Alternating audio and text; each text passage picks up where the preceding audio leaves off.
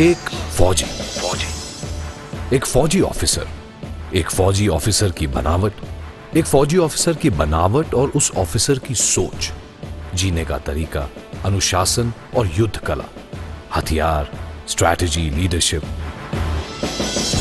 एक फौजी ऑफिसर बनने के लिए बहुत मेहनत लगती है और यह मैं इसलिए जानता हूं क्योंकि मैं पिछले 80 से ज्यादा सालों से इस देश के लिए ऐसे ही फौजी ऑफिसर्स को तैयार कर रहा हूं। पिछले इतने सालों में मैंने हजारों ऑफिसर्स इस देश को दिए हैं, वही ऑफिसर्स जो कभी हिंदुस्तान के लिए सरहद पर लड़ते हैं और कभी उनसे जिनसे हमें खतरा है। पिछले इतने सालों के सफर की पूरी कहानी कुछ घंटों में सुनानी मुश्किल है, लेकिन इन्हीं सालों में कुछ ऐसी बातें हैं, कुछ ऐसे वाक़े हैं, कुछ ऐसी यादें हैं जिनमें मेरी पूरी जिंदगी सिमट जाती है। लेडीज एंड जेंटलमैन, देवियों और सज्जनों, मैं हूं the Indian military academy.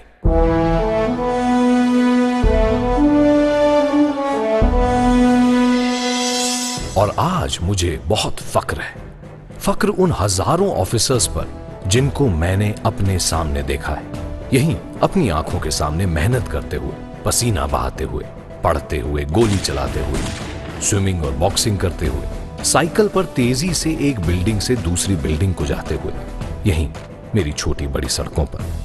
Her officer का सपना अपने देश और अपने खानदान का नाम रोशन करना। आइए अगले कुछ पल एक सफर पर चलते हैं और कहानी शुरू करते हैं। आज जब मैं पीछे मुड़कर देखता हूं तो लगता है कल ही की बात है। हम उस वक्त ब्रिटिश फौज का हिस्सा थे। पहला विश्व युद्ध। France, Belgium, Mesopotamia, east Africa, जब युद्ध में अंग्रेजों के हौसले पस्त हो चुके थे और चारों तरफ निराशा थी, तब हिंदुस्तानी फौज ने अपनी बहादुरी से सबको हैरान कर दिया। एक जर्मन फौजी ने तो यहां तक कहा, Heute haben wir zum ersten Mal gegen die Inder kämpfen müssen. Am Anfang sprachen wir mit Abscheu über Indien, aber heute haben wir gelernt, sie in ein anderes Licht zu sehen. वीरता और बलिदान की ऐसी मिसाल कि सारी दुनिया हिंदुस्तानी फौज का लोहा मानने लगी। 47,746 शहीद, 65,126 घायल, 16 विक्टोरिया क्रॉस, 99 मिलिट्री क्रॉस। अंग्रेजों को यह तो समझ में आ गया कि अब उन्हें हिंदुस्तानी फौज को किसी और नजर से देखना होगा।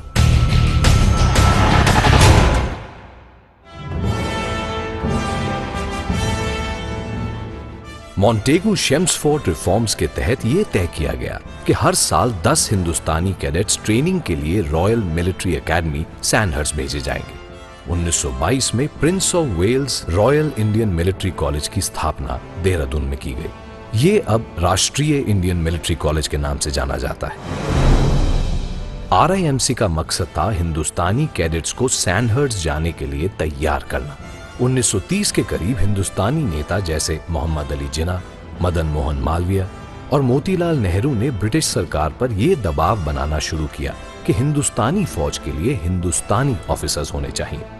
फील्ड मार्शल सर फिलिप चेटवुड की अध्यक्षता में फिर स्थापना हुई the Indian military college committee की।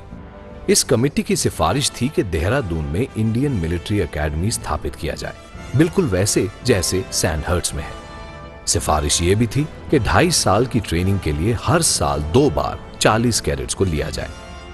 1 अप्रैल 1932 21,17,597 रुपए में इंडियन रेलवेज का रेलवे स्टाफ कॉलेज, उसके 155 एकड़ कैंपस और इमारतों ने मिलकर फिर इस जगह को जन्म दिया जहां आज आप मौजूद हैं।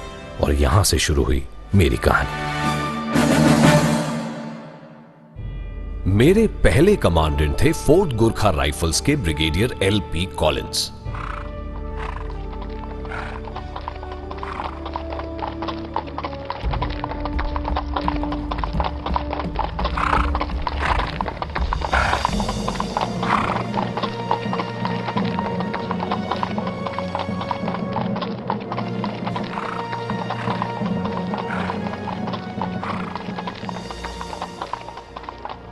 ब्रिगेडियर कॉलिंस और उनकी टीम ने फिर बड़ी मुस्तैदी से एकेडमी को शक्ल देना शुरू किया। खेलकूद के मैदान, इमारतें, ट्रेनिंग करिकुलम, स्टाफ और एक कारगर एडमिनिस्ट्रेटिव सिस्टम। 30 सितंबर 1932 हम तैयार थे पायनियर्स का स्वागत करने के लिए। हमारे पहले कोर्स के 40 gentleman cadet. Gentlemen cadets, forward, march! Left, right, left, left, right, left, left, right, left, left, right, left, right, left, right, left.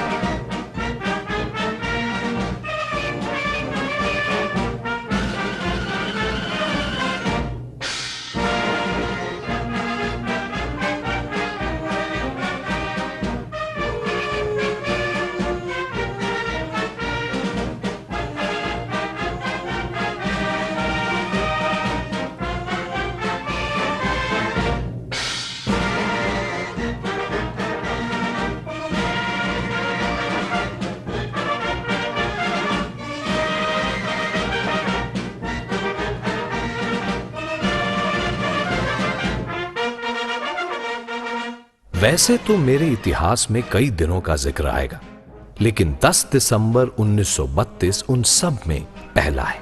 2nd battalion the 9th Gurkha rifles का बैंड उस पर मार्च करते मेरे पहले कोर्स के 40 जेंटलमैन कैडेट्स द पायनियर्स और उन सब का मुआयना करते हुए हिंदुस्तान के commander in chief field marshal sir Philip Chetwode. उसी दिन हमने अपनाया अपना सिद्धांत या क्रेडो, वो अल्फाज जो यहां आने वाले हर कैडेट के लिए उसके दिलो दिमाग पर छपी सबसे बड़ी शिक्षा है और जो आज तक हिंदुस्तानी फौज में लीडरशिप का एक बड़ा मार्गदर्शक है। अपने देश की सुरक्षा, सम्मान और कल्याण हमेशा और हर बार सर्वप्रथम है, सर्वप्रथम है। फिर है आपके सैनिकों का सम्मान, कल्याण और सुविधा। आपकी अपनी सुविधा, आराम और सुरक्षा हमेशा हमेशा और हर बार आखिर में आते हैं, आखिर में आते हैं। 18 नवंबर 1934 लॉर्ड वेलिंगटन, जो उस वक्त हिंदुस्तान के वाइसरॉय थे, ने हमें हमारे पहले कलर्स प्रदान किए।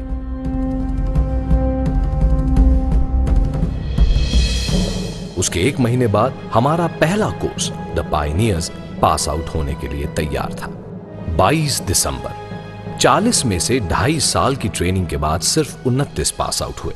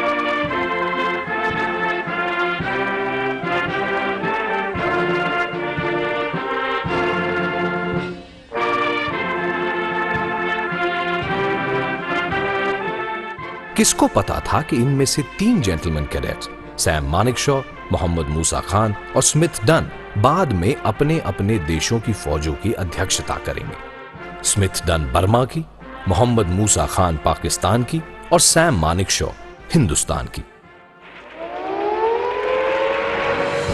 1939 के आते आते यूरोप और बाकी दुनिया पर युद्ध के बादल मंडराने लगे थे और हमने दूसरे विश्व युद्ध के लिए ऑफिसर्स को ट्रेन करने की तैयारी शुरू की। कॉमनवेल्थ देशों के वॉर टाइम कमीशन के लिए कैडेट्स को यहीं ट्रेन किया गया। अगस्त 1941 और जनवरी 1946 के बीच 3,887 कैडेट्स की भर्ती हुई। यहां ट्रेन हुए ऑफिसर्स ने फिर दुनिया के हर कोने में अपना रंग जमाया।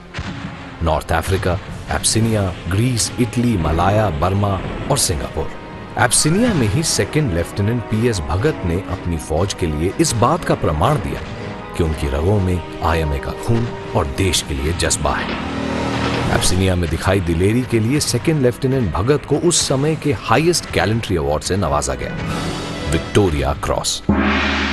हमारे ट्रेन के ऑफिसर्स को मिले 71 मिलिट्री क्रॉस, एक जॉर्ज क्रॉस, और एक जॉर्ज मेडल। 5, 4, 3, 2, 1, fire! इधर दूसरा विश्व युद्ध खत्म हो रहा था और उधर हिंदुस्तान आजाद होने की तैयारी।